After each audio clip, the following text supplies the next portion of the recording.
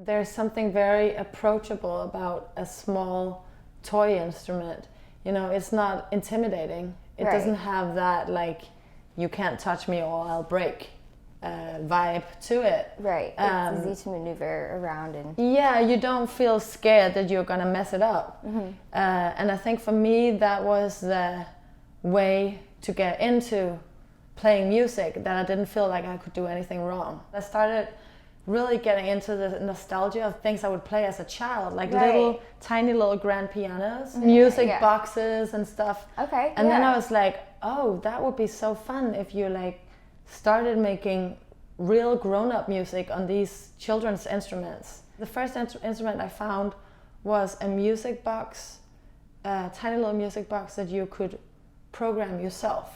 What? So you could you got like strips of music with scores on it, and you could clip holes where the notes were supposed to be. Crazy. My dad is really good with scores and stuff, so he helped me like write a melody down that I had in my head, and I was like, this is so cool. And I think that really got me into like, I want to find these unique things that people don't expect to be sounding good. Right. And then that was how I started collecting. There's one special one that it's like this tiny little baby grand piano. So this is like from maybe like the 60s. It's wooden in red and has tiny little keys on it.